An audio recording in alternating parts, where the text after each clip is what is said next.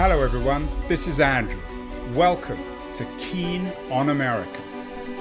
On July 4th, 2026, America will be 250 years old, an anniversary that will, no doubt, be greeted with a mixture of celebration, contemplation, and resignation. In Keen on America, Andrew talks not just about the American past and present, but also speculates on its future. What, Andrew asks, will be the 21st century fate of this now venerable American Republic? Hello everybody, back in April in an excellent piece in the New York Review of Books entitled Don't Join the Autocrats. Michael McFaul, who was the former US ambassador to Russia, suggests that he was just sending the manuscript for his book. The book is just out. It's called Autocrats versus Democrats. But he wrote in April, he said, and yet by the time the book comes out in October, I'm not sure which side the US will be on, at least in terms of China and Russia. So it's October now, Mike. What side is America on? Well, that's a complicated answer. First, thanks for having me on. I think generally America and Americans are still on the side of democracy, both here at home and abroad. But President Trump doesn't think of the world in terms of autocrats and versus Democrats. I think he thinks more about strong leaders versus weak leaders. And at times, he kind of comes and goes with various leaders around the world, but most certainly with Mr. Putin, he kind of goes hot and kind of cold. He's in a cold phase now, but he's not afraid to engage with autocrats because he doesn't worry about these things in the way I do. And secondly, since I wrote that piece that you just showed, we most certainly have had some new challenges in terms of democratic practices here at home. So we're still in the fight, both at home and abroad. Well, I hope you've sent your new book, Autocrats versus Democrats, to Donald Trump. He may, I don't know if he'll enjoy reading it, but maybe he would be educated by this. The key phrase in the subtitle, Mike, of your new book, Russia, China, America, and the New Global Disorder, reminds me of an excellent podcast by my friend Jason Pack, Disorder. He's been on the show many times. What is, in your view, the new global disorder? What does that word mean? Well, for me, it means we've had a lot of disorder over 1,000 years of history, 2,000 years of history. When I teach a course on American foreign policy here at Stanford, I start with a video of 1,000 years of European history in 6 minutes. And wow. What I want my students to see is how many times the borders change and states rise and fall and weak states get swallowed up. Mongol hordes, Napoleon, Hitler, the Soviets, and then it gets to 45 and it kind of freezes. And, there were wars, and most certainly after the Soviet Union collapsed, there were wars in the Balkans and later with Putin's Russia. But after 45, we did agree to a new system. And we had a couple of rules about it. One was, thou shalt not annex the territory of thy neighbor. The other was a strong commitment to decolonization. And in that period, we had a more orderly world. It wasn't entirely global, by the way. It was mostly the free world versus the communist world, but there was some structure to it. Then the Soviet Union collapses, and in that period, in the post-Cold War order, we brought the Chinese into the World Trade Organization. We eventually tried to bring the Russians in to this liberal international world. That failed. But now I feel like that old order set up in 45 is beginning to crumble, first and foremost because the United States is not interested in anchoring it anymore. And I think that's dangerous. I don't think that'll lead to a world where the Chinese take over the world. I don't think they have the capacity to do that, nor the intention. Instead, I think it'll be more anarchic, like that map that I show my students, where whoever's most powerful will do what they can. And I don't think that's in the long-term interests of my country. So a big reason why I wrote the book is to end with some prescriptions to say we don't have to just go back to that Hobbesian dog-eat-dog world. There is a structure, but if we want to play in that world, we have to invest some resources and time and attention to reforming it. We can't go back to what we had before, but at least reforming it to something that is more orderly. Mike, I wonder whether there's a kind of an implicit criticism in the narrative that you just presented of the post-Second World War age. You suggested that you've got this 6-minute video history of 1,000 years of European history, and nothing changes after the Second World War. Are you suggesting that the system that came into place after the Second World War was unnatural in its stability? Because there's a great deal of nostalgia on particularly amongst progressives, but amongst internationalists as well, of the post-Second World War age. But are you suggesting that perhaps it was a little too stable, a little too ordered? Andrew, that's a great question, and I don't have an easy answer for it. I don't know.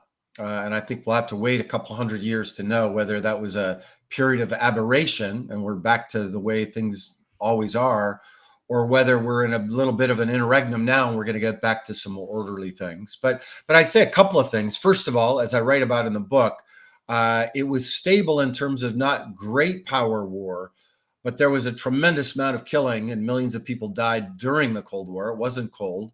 Vietnamese died, Angolans died, Hungarians died, Czechs died, Afghans died. We should remember that part. And so Koreans as well, of course. Koreans as well, yes. So we use the word Cold War, but it actually a lot of people did die. But we avoided great power war. One, because we had this system. Two, there was a great theory, and you remember Ken Waltz probably. Of course, the first course I ever did at Berkeley was with Waltz, the father of realist international relations. And he was a genius at what he did, and he was about explaining stability, right? And he talked about bipolarity being more stable than multipolarity. But he and others also talked about nuclear weapons, and that maybe those were a new system that, because the war would be so catastrophic, it would help to keep the peace. What I don't know, and those were true, and now that that's eroding, maybe we fade away. What I don't know is it just about power? And therefore, as America recedes and is not the hegemon that we used to be, will we go back to a more Hobbesian, anarchic world? Or is there a way to escape that? And liberals, small L liberals, would say, and I consider myself one of them, that we don't have to go back to that we can achieve cooperation and win-win outcomes through the creation of institutions and through the creation and nurturing of more open democratic societies. But I don't know. There's another author that I've learned a lot from. His name is Bob Kagan. And Bob wrote a book. Who's been on this show a couple of times. Oh, he has? Show, yes. Great. I'm glad to hear that. I feel like I'm in good company then. So, Bob wrote a book called The Jungle Grows Back a while back. And, his argument is we had all this stability because of American power. And now as we retreat, the jungle's going to grow back. I most certainly hope Bob is wrong, but I fear he may be right. Your book comes with a lovely blurb from Frank Fukuyama, another old friend of the show. He describes your new book, Autocrats versus Democrats, as a monumental account of contemporary geopolitics. I hope, Mike, he's more right on this than he was about the end of history. What do you make of Fukuyama's thesis and the way it caught on in 89? Where were you in 89? And did you believe that we were at the end of history? Well, in 89, I was trying to finish my DPhil at Oxford. I was bouncing between California and the Soviet Union. And then in the fall of 1990, I went to Moscow for a year, Fulbright scholar. So I was there at a very euphoric period in world history, the collapse of the Soviet Union. Friends of mine were part of the small d democratic movement. It was called Democratic Russia, that helped to bring down the Soviet Union. And I thought Fukuyama was right. I want to tell you honestly, I felt that way. It felt like everybody wanted to be part of the liberal international order. And remember, this is when George H.W. Bush mobilized the entire world, almost all of the world, to push Saddam Hussein out of Kuwait, because we said we're not going to have annexation. We're going to work together. And that was also a movement from communist economies to capitalist economies all over the world, including China. And it was real and happening. And that was the mood. I think in retrospect, what we got wrong is we thought that the arc of history bends towards justice, as Martin Luther King said, and we thought it was just all inevitable. And we stopped doing the hard work to make it happen. And most certainly with respect to Russia, I moved back to Russia after the collapse of the Soviet Union in 1992 to help start a pro-democracy NGO called the National Democratic Institute. And we were there to nurture democratic ideas and democratic practices. It was a really fun time to be a young social scientist, and that was your day job. Talk about federalism and proportional representation. And everybody wanted us there back then, by the way. I think people forget that. We were the invited guests of the government. We were not some fomenters of revolution at that point. But we didn't do enough of that kind of work because we did kind of thought it was just inevitable. We didn't have to do this. And then we had this blip of a kind of isolationist moment in 1992, when a governor from Arkansas said, you know, all this engagement in the outside world, it's the economy, stupid. That was his slogan. Bill Clinton, of course. Bill Clinton. And that was a fateful year, because that was the year that, if had we leaned in my opinion, to really help these post-communist economies endure this economic recession, depression that they were living under, it might have been helped to consolidate democracy there, but we pulled back, and then, you know, it eroded, and the rest is history. Yeah. The title of your book on all this is The End of American Hegemony. Our mutual friend Jim Goldgeier wrote a very good book about the mistakes that American foreign policy made in terms of this period. How much of the failure do you think of the West can be given maybe to Clinton, to the American administration, and perhaps their failure to recognize that they needed to be not less hegemonic, but more hegemonic if they were going to shape a future that they wanted? Yeah, that's a fantastic question. And I would say two broad strokes. And I do trace that history from the end of the Cold War to where we're at in all the chapters in the book. I actually think we should have leaned in more.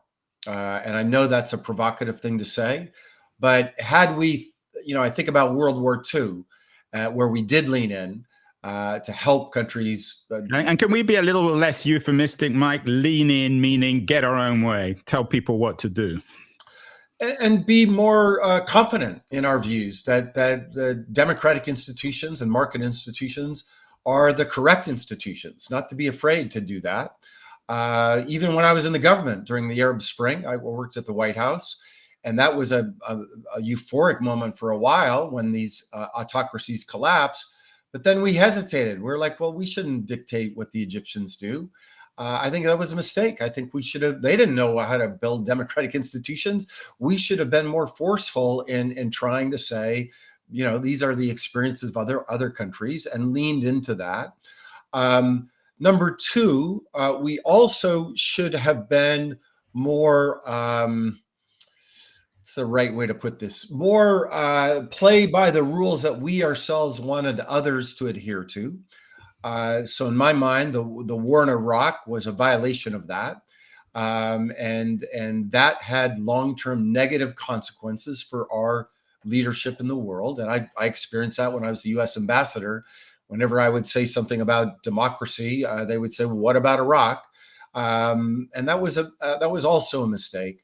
But the third mistake is here more at home, and it's partly why I wrote this book, is elites in both the Democratic and Republican Party kind of said, we got this. We know how to do American foreign policy. And you Americans, especially middle America, don't worry about it. We got this. And I think we stopped making the argument to the American people about why we needed to be engaged in the world, why trade is good, why tariffs are bad, why promoting democracy serves our national interests. And that created a vacuum for others to come along, Democrats and Republicans, but especially Donald Trump the first time around and the second time around, to say there's a different way to do it. And now we're in this period of growing isolationism, which I think is very dangerous. So part of why I wrote this book is to try to make these arguments, not just to people in Cambridge and Palo Alto, but throughout the country. Your background, Mike, is as a expert on Russia. You did your PhD at Stanford, Oxford.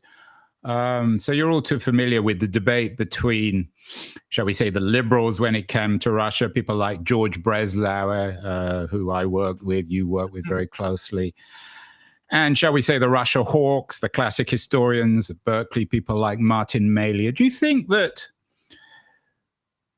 the Breslauers of the world, Gail Lapidus, of course, at Stanford, who you know all too well, do you think, I wouldn't say we should be blaming them, because I'm not sure it's an appropriate kind of conversation, but do they have that liberal wing, shall we say, of the Sovietological community?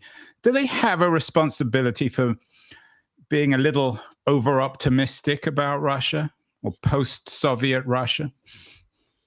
That's a great question. I haven't thought about that for a while. I would say a couple of things. First of all, if you go way back in that era, in the Soviet era, there was a kind of group, Jerry Huff, Stephen Cohen, I can't remember where George and Gail were on this, but I think they were close to that, which when Mikhail Gorbachev came along, that he was the great liberalizer of socialism, and they were fans of Gorbachev, and I was too, rightly so. I thought he was a great leader and really changed the course of history. But when the Soviet Union broke down and more radical groups took over, Boris Yeltsin in Russia being the most important one, they turned against them, right? And I was in a different camp. I don't think the Soviet Union can reform. I think it has to collapse. I wrote about that in the early 90s, and disagreed with some of those people. So I think that part analytically we got wrong. But the part about whether Russia could reform or not, I think it was the right bet, and I'm emphasizing that word on purpose, to have open the hypothesis that democratic institutions could take hold inside Russia. I most certainly believed it. I moved there to try to do that, right?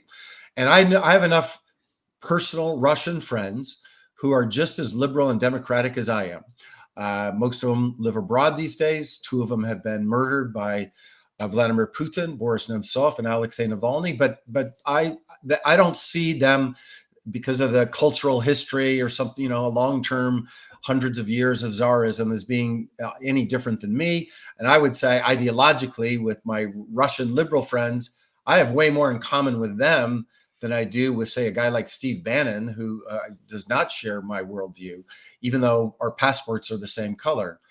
But here's what we did get wrong. So we took a bet, but we should have had a hedge to that bet. And that's, I think, was the mistake. We should have been more aggressive in expanding NATO to those countries that were subjugated by the Russian Empire and the Soviet Empire. We should have, if we couldn't get them into NATO, countries like Ukraine, we should have armed them to the teeth 20 years ago, not just a few years ago, to provide that deterrence for if things in Russia went bad. So that's what I would say as a second point. But the third point I want to say is a self-correction. I've had to kind of interrogate my hypothesis about the prospects of liberal ideas inside Russia because of this barbaric, horrific war that Putin launched. But he's not the only one fighting it. He's not the only one. He's not doing this all alone. The horrific atrocities inside Ukraine, rape, kidnapping, stealing things. He's not doing that alone. And I had this moment one day with a very prominent leader in Ukraine. His name's Andrei Yermak. He's the chief of staff for President Zelensky. And we were having this exact conversation, Andrew. And he put on a tape for me of something they picked up of a Russian soldier calling his girlfriend in Barcelona, who was shopping there. And he was bragging about all these horrific things he had just done inside Ukraine. And she applauded him. And Andrei then turned to me and said, Mike, these are Russians. This is not Putin. These are other Russians. What do you say to that? And I'm not willing to say all Russians are bad. I don't believe in these kind of deterministic theories. But I have to say, since this war, the full-scale invasion, I feel a lot less confident in the thinking about a future liberal democratic Russia than I once did. I noted before we went live, I made a film about fixing democracy. One of the people we interviewed was Rick Stengel, who used to be the editor of Time magazine. I'm sure you know him very well. He tells a great story about Putin. You went to interview him in Time when he was Time Man of the Year. Man of the Year. What year was that? 2007. 2007. Remarkable historical anecdote. Anyway, he went to interview him, and Putin, of course, made no effort to talk to him, made it clear that he didn't speak English or didn't want to speak English with Stengel. And then at one point, Stengel said to him, what's your favorite Beatles song? Because they were trying to get Putin to talk, and he instantly said Yesterday. And of course, for Stengel and for the movie, it was a great metaphor for Putin's inability to look forward to his nostalgia. Yeah. You've spent a lot of time with Putin. You were the US ambassador there. You've spent much of your life studying him and his group of ex-KGB people. Is Putin's ideology all about yesterday? And why can't he look forward, Mike? Again, super great question. I don't have a super easy answer to. I have followed Putin for a long time. I actually met him for the first time in 1991. So we have a long history. Not in Dresden. Was it in Dresden or in Russia? St. Petersburg. He was the deputy mayor to a very liberal, charismatic mayor at the time, Anatoly Sobchak, and he was the deputy in charge of international relations. And I was there with an American delegation. So we met him. And I also met back then for Russia Hands, his deputy, who I organized the conference with, choosing whether we're going to have chicken or fish. His name was Igor Sechin. He's now the CEO of Rosneft. So I go way back with those characters. And I've written about them. I think the word Putin appears in over 60 articles and books of mine. And I did for 5 years interact with them. And you've written a lot of books. There they are. Yes, they all are. I think 9 of them, maybe more. 9 of them, and I've edited a few more on the Orange Revolution. That's not in that picture, but I edited other books. But so I would say a couple of things about Putin. First, he was an accidental president. He was not a charismatic leader fomenting the counter-revolution to democracy and Yeltsin. He played an inside game. He was a systemic person, worked for Sobchak, then got a job in the Kremlin with Yeltsin. It was only later that he wanted to rewrite history to say he was all against that. He wasn't.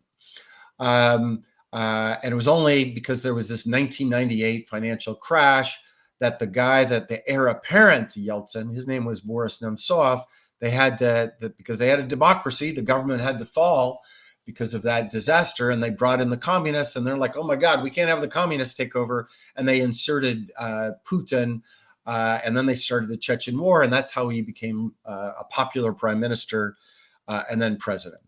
And in those early days, I would say a couple of things. I don't think he was really anti-Western. He said, we should join NATO back in 2000. he wasn't anti-markets. He cut income tax, personal income tax to 13%, flat tax. My colleagues at the Hoover Institution have been dreaming about flat tax for decades here. That idea came from the Hoover Institution. Hasn't happened in America. It did happen there. He was never a Democrat. He always was against democratic institutions and went after them right away. But I think what happened over time, a couple of things. One, September 11th happened, and that brought us together. And I sat across the table from him and listened to him talk about that when I was there with President Obama in 2009, where we had a common enemy, terrorism. And then we didn't bring him into the club. We didn't coordinate with him. And even on Iraq, he said to us one time, he said, had you worked with us, we might have been able to handle this situation in Iraq rather than you go it alone. So that was the first chip on his shoulder where he felt like we were treating him as the junior partner. But the biggest event that flipped him was democratic expansion. It starts in Serbia in 2000, Georgia 2003, and then the really big one, Orange Revolution, Ukraine 2004. And that event, I think more than any other event, turned him against the United States, made him think that Bush was really not in charge of what he has a real deep state theory of America. And he just saw the hands of the CIA behind that. He went on and on about it when we met with him in 2009. And on about the Iraq War and us doing all this regime change stuff, right? And in response, President Obama said to him, well, that may be the Bush administration, but I want you to know I was against the war in Iraq. We're not going to do that kind of stuff. And to remind everybody, Senator Obama, even before he was a senator in the U.S. Senate in Illinois, he spoke out against the war in 2002. That was something he was very passionate about, and it's part of the reason he won the Democratic primary in 2008. So that was an interesting exchange, right? Putin had never heard an American talk like that. But then just a year and a half later, the Arab Spring happened throughout the Middle East, massive demonstrations against autocrats, and Putin blamed us for that. Including Egypt, which you mentioned earlier. Yes, including Egypt. And we tried to explain to him we weren't doing that, but he didn't believe us. And then the same year, I think that's really important for people to remember, the same year it happened inside Russia. There was a parliamentary election, still unlike normal elections. We didn't think anything of it. I got to tell you honestly, 5-6%. What's the big deal? This is Russia. But this time around, there was a middle class that had formed. They had owned property. They said no taxation without representation. And 400, 4,000, 40,000, and eventually, 250,000 people were on the streets of Moscow again, just like they were in 1991. And Putin blamed us for that. He blamed us. And by the way, he blamed me personally. Which is a compliment. I wish he'd blame me personally for something. Well, they did, right as I showed up to be the U.S. ambassador, they did these hit jobs on their national media saying that I was sent by Barack Obama to foment revolution against him. And then 2 years later, there was another one of these events, the Revolution of Dignity in Ukraine. That's what the Ukrainians call it. He calls it a CIA covert operation to undermine one of his allies. So those events, I think, were, these democratic movements. They were all peaceful, by the way, in his region, and they began peaceful in the Arab world. But for him, that was us, threatening him. And that's how I think we turned again. Are there a tiny seed of, shall we say, Mearsheimerism in your narrative, Mike? John Mearsheimer is a very prominent American political scientist, international relations expert. You've debated him in public many times, who suggests that perhaps America could have done more to bring the Russians into the system, be more sympathetic to their historic sensitivities, perhaps paranoia about being surrounded. Are you acknowledging in an odd kind of way? I mean, maybe Obama should have done more. I mean, he had an opportunity to reset the relationship. He clearly didn't succeed. What's your take on the Mearsheimer narrative? Is he entirely wrong? Not entirely wrong, but mostly wrong. And let me explain. He's right. You know, his most famous book about the tragedy of great powers. I teach it every year in my class about this book. And my book, by the way, I think of as a compliment to John's book. You know, he's a classic realist. I'm more of a liberal. And I think for students to wrestle with both of these books, I do it every year. And by the way, just so you know, you're Ernie Haas and he's Ken Walt. I hadn't thought of that, but yes, there's some parallels to that era, your era at Berkeley. And by the way, I present all this and I make my students debate. And I don't always win in the end. I poll people at the end. I think Mearsheimer tends to win a lot of the debates in my own class, by the way. But here's where I think he's wrong. So first of all, does power matter in the international system? Of course, like that's duh. Of course, you know, you're not interested in talking to me about U.S.-Kyrgyz relations because nobody cares about Kyrgyzstan because they don't have enough power to threaten us. That's not an interesting question, right? So it all starts with power. And on that sense, John is right. He's also right, but he likes to forget this part of his book. When he writes about offensive realism, about how powers expand and they'll only keep expanding unless you stop them. You can't appease them. I think it's page 107 of his book, if I'm not mistaken, somewhere along that line. And that is a really good lesson for how to deal with Putin's Russia today, that he himself no longer makes that argument. His book came out in 2012. But here's what he gets wrong, in my view. He leaves out regime type. He thinks it doesn't matter whether they're Democrats or autocrats. And I see history differently. In the 1990s, we had a much more cooperative relationship with Russia because Russia was a democratic country and Putin wanted to join the West. Today, Russia is more autocratic. And as a result, we have more tensions over these things I was just talking about. And those ideas and the regime type needs to be added to the equation about power. It's democratic expansion that threatened Putin, not NATO expansion. And I think that's where John and I would disagree. And the reason I feel strongly about it is because I was in the government for 5 years. And there was this big summit before we got there in Bucharest in 2008, where they had this kind of uncertain outcome about expansion of NATO to Ukraine and Georgia. 3 months later, Putin invaded Georgia. And as a result of that, that was the end of any debate about NATO expansion to Georgia. And then a year after that, a year and a half after that, Yanukovych wins the election in Ukraine. And that was the end of the debate about expansion of NATO to that country. And so it was over. It was not a serious issue at all. I mean, I was there for 5 years and I was on every phone call and every meeting with Putin and Medvedev. NATO expansion was simply not a major issue of contention. In fact, Medvedev came to the NATO summit in 2010. And go look it up for your listeners. See what he was saying about NATO then. He was talking about all kinds of cooperative things. So that happened after these waves of expansion that John says is the reason for confrontation. And just as a good social scientist, you had variation. We had cooperation and then confrontation after NATO expansion. So that single factor can explain cooperation and confrontation. You got to add something else to the equation. Sensitivity about democracy, or democratic expansion.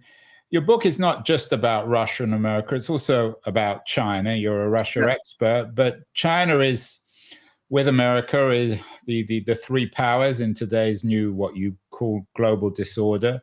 How does Xi fit into this? Are there very direct comparisons between Xi and Putin?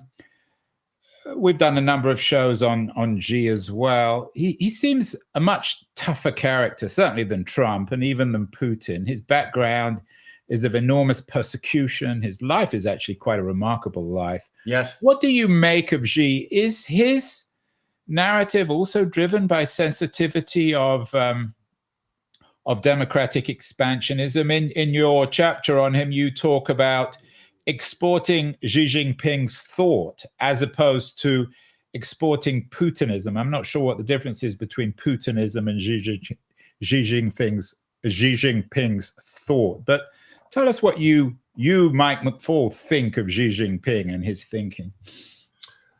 So first, when I try to explain cooperation and confrontation in 250 years, I have three factors, right? Not just one. And that's not very popular in social science, as you might remember. But I have tenure, so now I can write the way I want, and I'm not constrained by political science methodology. It's power, regime types, and leaders. It's all three. And I think power matters the most, regime type second, and leaders third. But I do think Xi Jinping, even if the power was the same and the regime type was the same, he as an individual has pushed China in a more aggressive way in terms of foreign policy, and inside China, more state intervention into the economy. And a different leader, my hypothesis, my counterfactual would be a different leader might have pushed them in a different way. And I think the same thing about Vladimir Putin. So that's one where they're parallel. Where they're different, there's several differences, but two I think are most important. So one, in terms of what they're seeking to export, Putinism is illiberal nationalism. He sees the liberal decadent West. He doesn't think Russia should be a part of it. And after he consolidated power and his regime at home, he started to propagate these ideas through Russia Today, Sputnik, Russian NGOs meeting with European and American NGOs with this like-mindedness. The Russian Orthodox Church was a big actor, continues to be, meeting with evangelical churches in America. I remember when I was ambassador and getting this cable of this meeting between these Baptist ministers who were visiting the Russian Orthodox Church to talk about, the decadence of the liberal West. That's Putin's game. And that's different, by the way, than the Cold War, because that's a war, that's an ideological struggle within countries, not just between them. And there are millions of Europeans and Americans that ideologically are closer to Putin than they are to me. Xi Jinping he's not playing in that game. You don't see Xi Jinping, he's not fomenting revolution.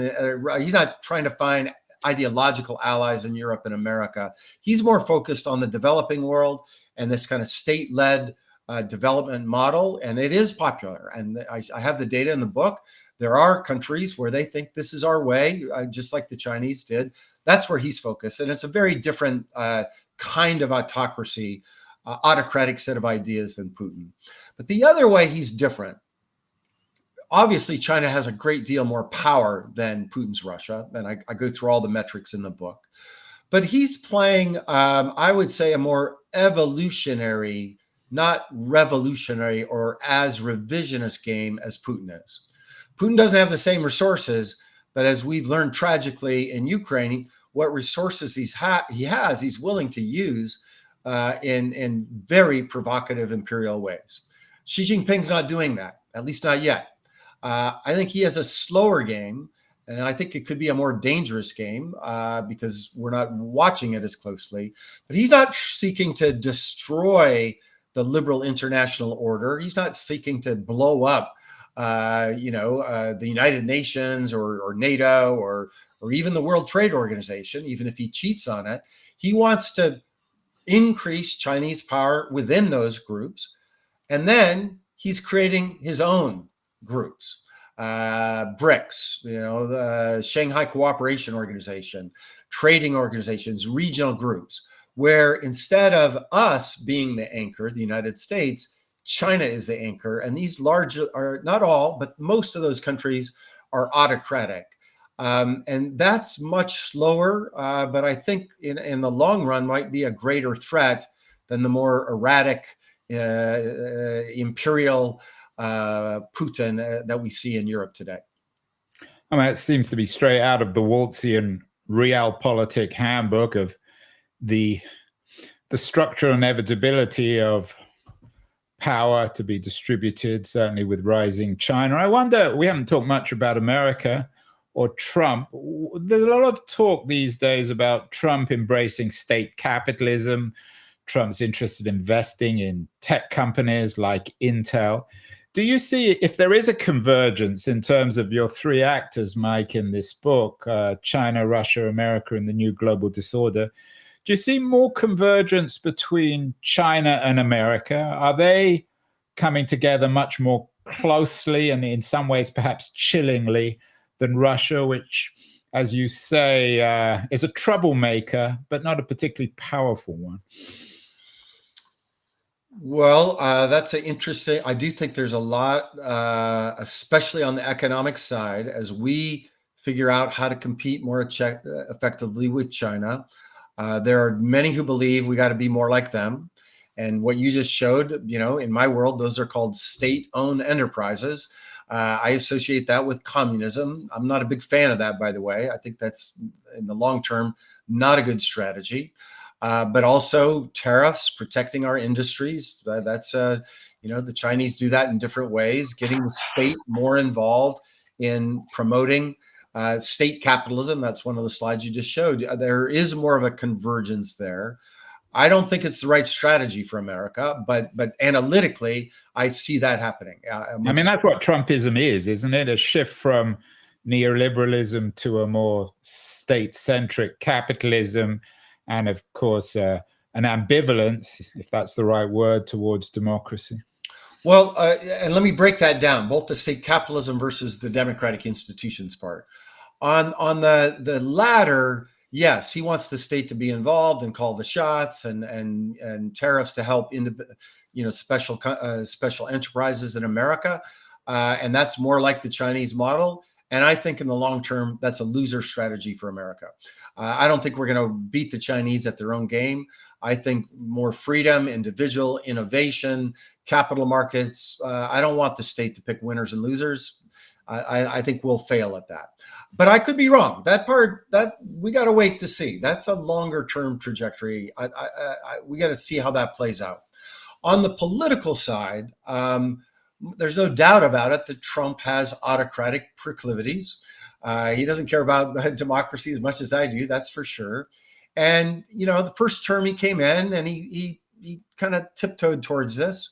I actually wrote a piece comparing Putin and Trump in the Washington Post in February of 2017, so a month after he became president. It really didn't happen in that first term. But this second time around, he feels more emboldened. He feels like he has a mandate, and he does have a mandate. He doesn't have all those checks on him, the generals around him to take off the edges. He has more maneuverability within his own government. And three, he moved fast, right? And revolutionaries, I used to teach courses on revolutions here at Stanford. You move fast, you break things, so that it's the Mark Zuckerberg's old line about and it's also Lenin's line. And Steve Bannon, who always seems to me to be somewhat of a Leninist in his own. He is definitely a Leninist, yes. And when you, the imagery is on my mind right now, because when you literally bulldoze things like the president is doing to the White House, where I used to work, it's the costs of rebuilding it to go back to status quo ante are much higher. And so this bulldozing of, USAID and all that foreign policy stuff, they did that very quickly, and that'll be very hard to reconstruct. And I don't think it'll ever happen. He's trying to do the same on the democratic institution sides within the country. But there I'm a little more optimistic. He's trying, using the law to go after his enemies. That's a very autocratic thing to do. That's what Putin did against my friends in Russia. We'll see if he succeeds. I'm impressed so far by his lack of success on that. He's trying to get rid of independent media he doesn't like through reorganization of property rights. That's what Putin did in the early 2000s. And then later, there was this very famous show, Kukly Puppets, where he pulled it off. And he shut down the one independent television station. Well, Trump's trying to do that. He tried to get rid of Kimmel, but then there was pushback. And I would say just the blessing we have is that, one, we have a longer tradition of democratic governance in America, going back a couple hundred years. The Russians didn't have that in the 1990s. They just had a few years of it. And that allowed Putin to play into these other more nationalistic and strong state. He wouldn't use the word autocratic, but strong state, these Russian traditions. We have an anti-state tradition, was called No Kings on Purpose, right? And two, we still have a lot of institutions with autonomy from the presidential administration. We have governors, we have more independent media than the Russians have.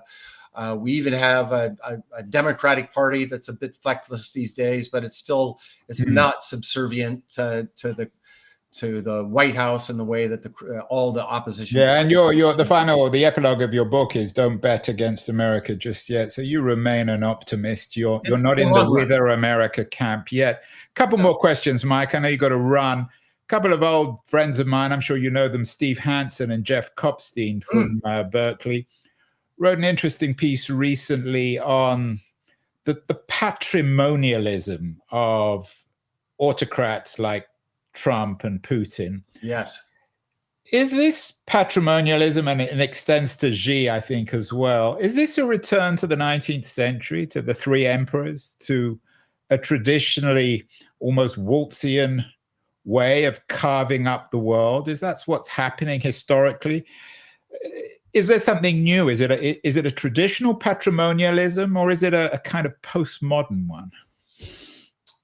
Well, that's a big, hard question. And I forgot about you. You went to school with a lot of these great people. Yeah, I mean, we should do a show with all of them. Kopstein, Hansen, Goldgeier. And we need to get Tom Firestone, I know, who you know also very well, who has another interesting history. Yes, and Tom and I worked together in Moscow till he got. I know all about that. And when he got arrested at the airport, we'll have to do a show on that. He's been fighting the good fight for a long time. I'm a huge fan of Tom's. And I remember the phone call when he was trapped at the airport and saying that it looks like I'm flying back to London. He's often told me about that phone call between you and him. But to your very hard question that I don't have an easy answer to, there's no doubt that all three of those leaders, in slightly different ways, but patrimonialism is part of the playbook. Putin thinks of himself as the czar taking care of all the peasants that don't know how to take care of themselves. I've heard him talk in those terms, right? We can't practice democracy because we're not modern enough. Most certainly the way President Trump talks about his supporters reminds me of that. I'm going to take care of the kids, because they need a fighter like me, even though I don't think he's doing much for them. What I don't know is the second part. Is it new or is it backwards? I think for Putin, the leader of those three that I know the best, most certainly he loves the 19th century. He'd love to go back to that world. I mean, he fancies himself as a czar, dealing with Metternich and he likes that, and the Ottoman Empire and all the rest. Yes, and Trump these days, not Trump 1, but Trump 2, they talk in similar terms. They talk about hemispheric control and spheres of influence. They don't seem afraid of those kind of terms. Xi Jinping, I think, has initially regional aspirations and then global. But all of them feel pretty retro to me. And I think that is not a world I want to go back to. Final question, Mike. Your book, as I said, the subtitle is China, Russia, America, and the New Global Disorder. We began by talking about the almost unnatural global order after the Second World War. If we're to get to a 21st century global order, which isn't just a return to the post-Second World War age, what's it going to look like? I mean, certainly, Russia may not be the kind of wannabe power that it is, but it's certainly going to be a world dominated by China and America. We're not going to have an American hegemony again. Yeah. What will it look like? How will it be different from the post-Second World War age? Well, there's the analytic part and the prescriptive part. So on the analytic part, I'm not sure. On the prescriptive part, I think I know what I think would be good for American national interests, which is to go back, and I do this in the book, to learn about some of the things we did right after 45, and in particular to bring the free world more closely together. It won't be as powerful, to your very important point. We will never have the same hegemonic power that we had after World War II or in 1991. And dreaming about that, I think, leads to overreach, and we can't try to do that. And with Trump himself, I don't see a lot of that. But when Trump won, he had some people around him that wanted that hegemonic power. I think that's a recipe for disaster. I talk about the dangers of overreach. I don't think that's a prudent strategy. But bringing together the free world so that collectively we have more economic power than China and their autocratic friends. We have more military power collectively. I think we have better ideas than they do. But we can only realize that power if it's collective. It cannot be unilateral, because the United States alone will not achieve it. And if we try to achieve it in a unilateral way, we're actually going to compel some of those democracies to gravitate towards China. You look at India today, look at South Africa today.